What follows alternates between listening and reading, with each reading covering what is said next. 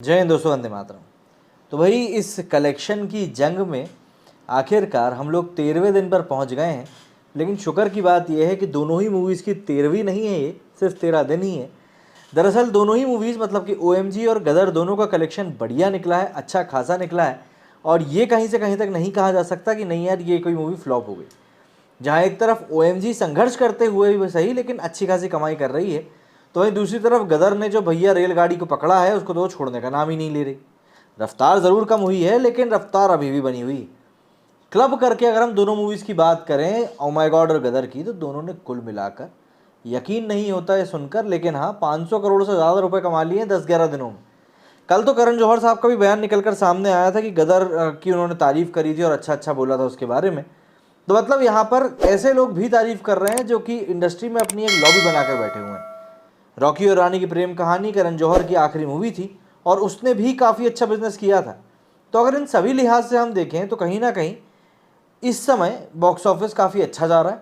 और कोरोना काल के बाद में जिस तरीके से पब्लिक को OTT का चस्का लग गया था, या यूँ कहें पब्लिक को लगने लगा था कि नहीं OTT पर ज़्यादा अच्छा कंटेंट है और थिएटर जाकर कुछ इतना मिलना नहीं है, उस पब्लिक का भी एक परसेप्शन बदला है। और कहीं ना कहीं मेकर्स को, मुझे ऐसा लगता है, शायद एक टेस्ट भी समझ में आएगा कि किस तरह का सिनेमा दर्शकों को ज़्यादा पसंद आएगा। और ये सभी बातें वाकई में काफ़ी ज़्यादा मायने रखती हैं। और अगर मायने ना रख रही होती तो जाहिर सी बात है ना आप मेरा ये वीडियो देख रहे होते और ना मैं खुद इस वीडियो के ऊपर आप लोगों के ऊपर इतनी चर्चा कर रहा होता। देखिए, पिछले कुछ समय में अगर हम बात करें तो सिनेमा ने एक ऐसा दौर देखा है जब कई सारे चलते हुए सिनेमा रातों रात बंद हो गए। तो ऐसे में सिनेमा में अगर लोग जा रहे हैं तो ये बहुत अच्छी बात है और एक बहुत पॉजिटिव बात है। बात करें सबसे पहले कलेक्शन की, अब तो हम शुरुआत करते हैं OMG से। OMG का कलेक्शन लगातार गिर रहा है, लेकिन आप ज़रा ये सोचिए कि गदर 2 को हम फ्रेम से बाहर निकाल देते हैं कि गदर 2 जैसी कोई मूवी रिलीज़ नहीं हुई है। अगर हम ऐसा करते हैं ना तो आपको एक चीज़ जानकर बहुत ज़्यादा हैरानी होगी, और वो ये है कि भैया OMG 2 ने 125 करोड़ रुपए का बिजनेस किया है। और 125 करोड़ रुपए का बिजनेस अगर कोई मूवी करती है तो हम लोग उसको एक हिट मूवी की श्रेणी में डालते हैं। बस समस्या यहाँ पर यही हो गई है कि OMG 2 के साथ में रिलीज़ हुई है गदर 2, और गदर 2 जो है वो दरअसल अपने आप में इतनी बड़ी ब्लॉकबस्टर बन चुकी है कि उस ब्लॉकबस्टर के आगे कोई भी मूवी टिक ही नहीं पा रही। और बस वहीं पर सारी की सारी जो दिक्कतें हैं वो शुरू हो गई हैं। तो OMG का कलेक्शन कुछ इस प्रकार है। पहला हफ्ता इसका कुल मिलाकर 85 करोड़ के ऊपर ख़त्म हुआ था। उसके बाद शुक्रवार को इसने 6 करोड़ का कलेक्शन किया। और मैं आपको दिखाई देता हूँ बढ़िया तरीके से, आप लोग भी ज़रा देखिए कलेक्शन, आपको भी ज़रा अच्छा लगेगा, मज़ा आएगा। तो ये देखिए, ये पहला हफ्ता इसने 85 करोड़ के ऊपर किया था और शुक्रवार को फिर इसने 6 करोड़ का कलेक्शन किया है। इसके अलावा 9वें दिन शनिवार को इसका कलेक्शन बढ़ा और ये पहुंची 10.5 करोड़ पे। फिर इसके बाद रविवार की बारी आई, 10वें दिन 12 करोड़।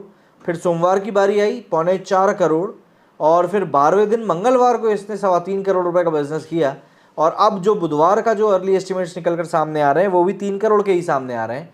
तो यहाँ पर अगर आप एक ट्रेंड को देखेंगे तो 3.25 करोड़, 3.25 करोड़, 3 करोड़, मतलब ये मूवी 3 करोड़ के आसपास लगातार डेली बेसिस पर कमा रही है।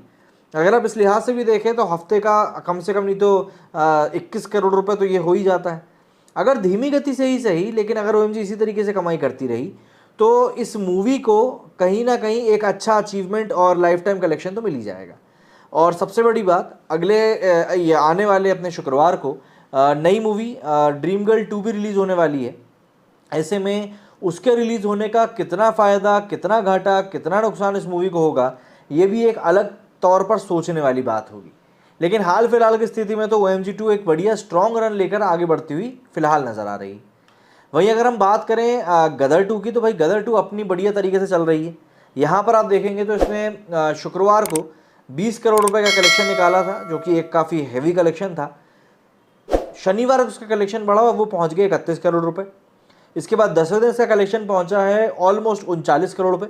39, एक भाई साहब ने मेरे पिछले उसमें पूछा था कि 39 कौन सी भाषा होती, तो भाई साहब हिंदी में 39, 39 ऐसे कई सारे उच्चारण किए जाते हैं। ऐसे में हमारे यहाँ पर 39 को 39 बोला जाता है, अगर आपको नहीं पता है तो। ठीक है। इसके अलावा अगर हम सोमवार की बात करें तो करीब 13.5 करोड़ रुपए इसने कमाए, जो कि एक अच्छा कलेक्शन था, क्योंकि मंडे को अधिकतर मूव से कलेक्शन बहुत बुरा और औंधे मुँह गिर जाता है। और उसके बाद फिर इसने मंगलवार को 11.5 करोड़ रुपए कमाए और 13 तारीख को इसने 10 करोड़ रुपए कमाए हैं, जो कि आज की बात की जा रही है कि आज कमाएंगे। तो ऐसे में सबसे बड़ी खुशी की बात यह है कि गदर जो है भैया 400 करोड़ के आंकड़े को पार कर गई है। 400 करोड़ का जादुई आंकड़ा, और अब इसके सामने चैलेंज है 500 करोड़ को टच करने का। हालांकि अब इसका डिक्लाइन शुरू हो चुका है, ड्रीम गर्ल 2 रिलीज होने वाली है, तो इफ एंड बट की काफ़ी सारी सिचुएशंस हैं, और साथ ही साथ इसके टिकट प्राइस भी अब कम कर दिए गए हैं। तो चीज़ें बहुत सारी हैं, समय बहुत कम है, देखना होगा किस तरीके से ये और आगे प्रदर्शन करती हैं। आप लोगों का क्या कहना है इस बारे में कमेंट करके ज़रूर बताइएगा। मेरे इस वीडियो में फिलहाल इतना ही। जय हिंद, जय भारत।